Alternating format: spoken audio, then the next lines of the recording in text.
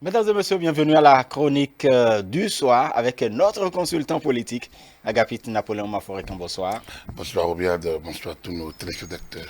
Vous êtes par ailleurs expert électoral. La Commission électorale nationale autonome, on pourrait peut-être le dire, puisque justement après le dépôt des candidatures, la Commission électorale nationale autonome doit procéder à l'étude minutieuse donc, de ces dossiers de candidature. On se pose toujours la question de savoir, Patrice Talon et les démocrates, sinon le duo Talon-Talata et Alassane Guemba-Soumanou, qui aura la chance de pouvoir donc être en compétition avec ces deux duos, Agapit Maforican. Est-ce que une lecture globale, on pourrait avoir d'autres personnes qui pourraient se retrouver en compétition?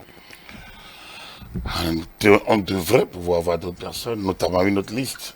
On ne sait pas si ces personnes ayant déposé ont eu de parrainage. Enfin, peut-être qu'on ne sait pas ils ont requis. Parce que s'ils demandent, ils devraient pouvoir l'avoir. Pour moi, il n'y a pas de doute là-dessus. S'ils demandent, ils devraient pouvoir l'avoir. Et le point qui est fait, si je ne me trompe, c'est que le candidat de la majorité, Avec 118 parrains. avec 118 parrains, le FCBE fait un parrain, on est à 138, il reste encore 21. Donc il reste encore potentiellement une liste pour que les parrainages soient épuisés. En tout cas, du coup, on aura au maximum 3 listes. Voilà. L'élection présidentielle. 3 listes. On espérait avoir quand même au-delà de 3. Je Trois voulais duos. prédire 3 ou 4. Et on est dans 3 à peu près. Bon, on entend, on annonce par ici, par-ci, par-là que, par exemple, le duo Ironé Agossa, Corentin Kowe pourra être chanceux d'être qualifié pour le scrutin du 11 avril parce que peut-être détenant de parrainage. Pour être chanceux. De toute façon, on ne détient pas, on requiert, enfin on demande. Oui, c'est une chance d'avoir de parrainage quand même. Non, du tout. Je pense qu'il ne faut pas présenter le problème ainsi. Ce truc existe depuis, cette disponibilité est là depuis un an, un peu plus d'un an, 15 mois. Que logiquement, il n'y a pas de raison de prendre ça comme quelque chose qu'il faut aller. Vous voyez, cette expression quémander ne va pas poser un problème. Finalement, peut-être je vois, parce que je lis certains, même certains intellectuels à un certain niveau, et je pense que nous avons une démocratie, je pense qu'on doit avoir l'honnêteté de le reconnaître, tropicale. Certains prônent la démocratie, mais ils sont théoriciens de la démocratie tropicale. J'ai lui on dit, comment vous voulez que des députés de la majorité aillent requérir des parrainages chez des gens de la mouvance? En clair, vous avez beau expliquer, dans l'entendement des gens, les députés de la majorité sont des députés. Ils ne sont pas des élus. Ils sont toujours des députés d'un clan, d'un groupe. Et les mêmes personnes s'accrochaient à cette constitution de 90 qui fait de député l'élu de la nation. Alors, que un intellectuel, un béninois, qui soit de la majorité ou de l'opposition, ne pense pas qu'un député soit son député, au point d'aller se rapprocher de lui pour demander un parrainage, me pose moi un problème de la lecture de l'ancrage de notre démocratie. La question que je me pose est, est-ce que les gens comprennent le contenu, le fond de ce qu'on appelle la démocratie représentative, la fonction de l'élu, la typologie même de l'élu dans notre constitution, la fonction et l'étendue de l'élu. Vous voyez, c'est ça, je pense qu'on a c'est un malentendu. Est-ce qu'on n'a pas besoin de temps pour assimiler tout ça? Non, moi je ne comprends pas m'inquiéter parce que au départ, je peux me dire, bon voilà, les gens sont de mauvaise foi, ils ne veulent pas. Mais quand vous entendez certains intellectuels même le dire, vous dites, mais attends, ils sont quand même pas aussi, enfin, cancres pour ne pas comprendre. Je suis désolé, mais c'est pas aussi cancre pour ne pas comprendre. L'élu, à mon avis, est l'élu. Moi, je veux être candidat, je demande de le rencontrer. Il a l'obligation de me rencontrer. S'il ne me rencontre pas, moi, je sais ce que je dois faire. Mais quand vous-même vous mettez dans une position de défense, ah, c'est l'élu de l'autre camp, il ne peut pas, ça pose déjà. Donc, il n'est plus élu. Alors, donc, ça veut dire que nos parlements, déjà, même quand on parle de monocolore, même si c'était de double colore ou multicolore, donc chaque député est le député de son camp. Ça ne va pas. Ça veut dire que lorsqu'on va aux élections et un camp a, je ne sais pas, 28 députés un autre camp 22, un autre camp 30 et quelques. Ça veut dire que c'est seulement les 3 camps qui vont avoir des candidats pour les élections. Non, le principe de parrainage existe. Le parrainage d'élu existe. Les gens disent parrainage citoyen qu'il faut faire le peuple. Mais l'élu est le peuple entre 2 élections. Alors donc, ce débat, je pense qu'il va falloir le faire. Il va falloir le faire, il va falloir le faire longuement pour que nous puissions comprendre.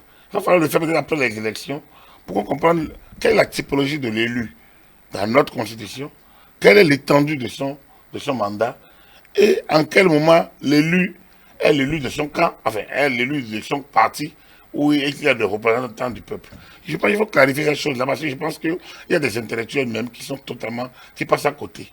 Soit on fait une démocratie à l'occidentale, une démocratie libérale avec le contenu qu'on sait, soit on adapte la démocratie, on la tropicalise. Moi, je suis partisan de la tropicalisation de cette affaire. Mais bon, les gens s'accrochent aux principes généraux. Mais si s'accrochent aux principes généraux, mais il faut qu'ils acceptent les règles générales. Ah, voilà. Donc, en la matière, le parrain est là.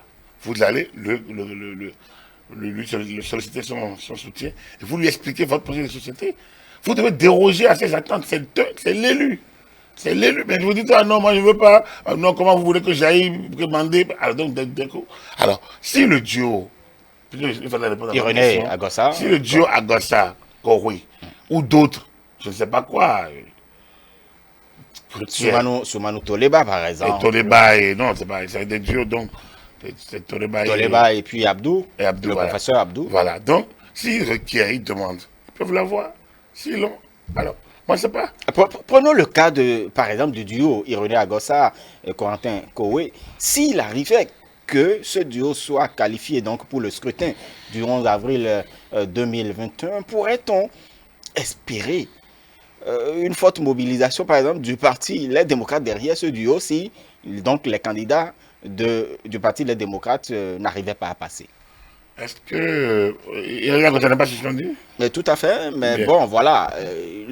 Si éventuellement, par exemple, les candidats du parti Les Démocrates n'étaient pas qualifiés, est-ce que, parce qu'il est suspendu, mais il est quand même du parti. Le candidat doit apprendre à parler au peuple, à l'électeur. Je pense, ce n'est pas une affaire de parti.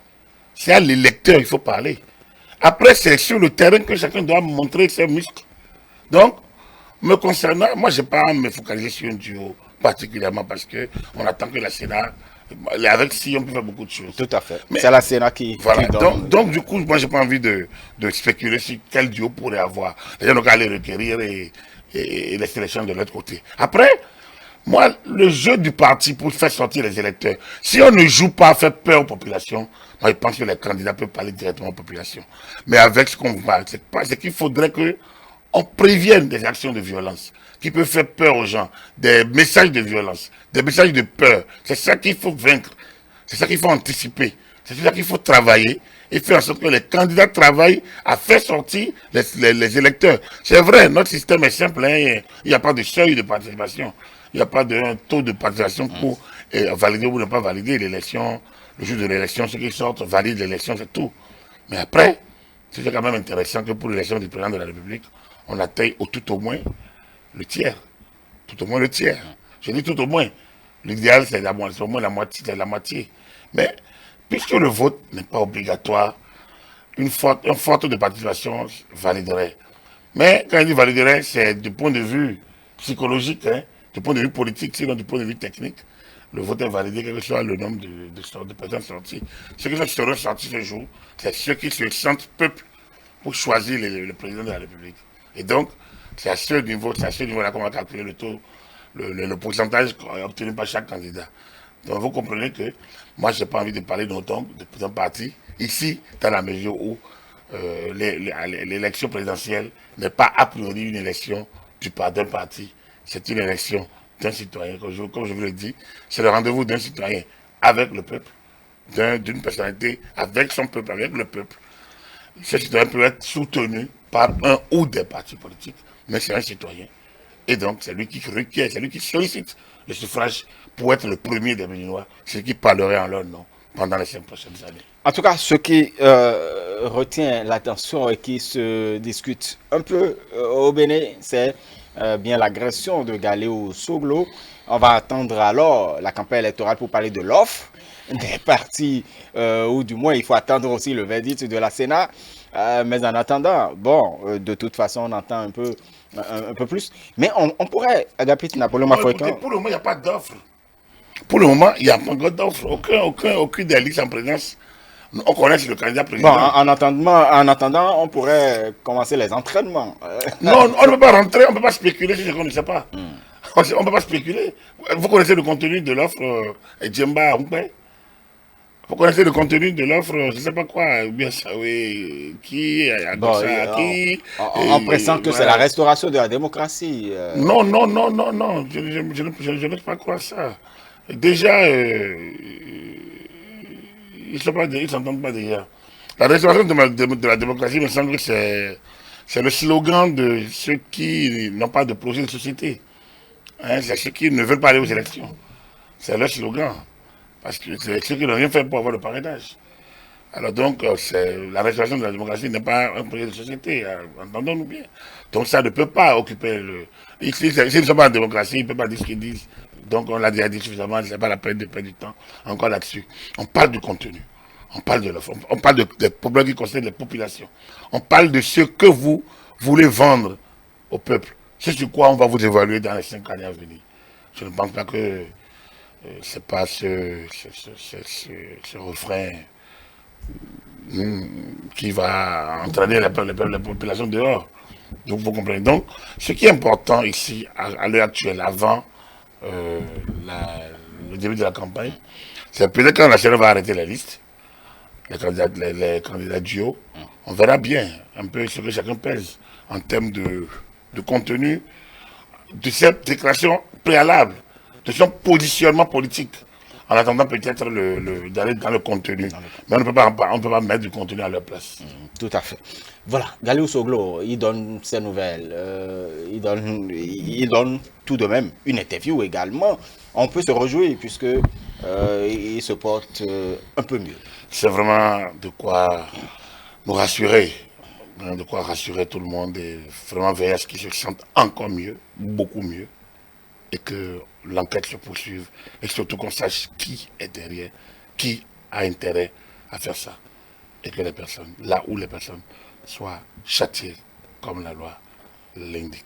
Il a quand même réitéré son engagement à poursuivre sa marche pour la préservation des libertés, même si la Sénat ne le qualifie pas pour le scrutin du 11 avril 2021, il sera candidat. Il a dit. Vous savez, chacun est libre de ses convictions. Comme je dis, moi je prends sa candidature comme une candidature de protestation. Et bon, ce type de candidature ont une durée de vie. Mais après, il peut la faire vivre dans son imaginaire. Voilà. Tout simplement. Très bien. Merci beaucoup à vous, Agapit Napoléon Mafoikan. Vous êtes notre consultant politique, expert électoral par ailleurs. Mesdames et messieurs, merci de nous avoir suivis. Donc, c'est la fin de votre émission Le Grand Soir pour le compte de ce lundi 8 février 2021. Agréable suite de soirée sur nos antennes et vous n'oubliez pas de nous suivre sur nos canaux digitaux, le www.etelebénin.com, également la chaîne YouTube Etele Bénin, la page Facebook Etele Live. Bonne soirée à chacun et à tous.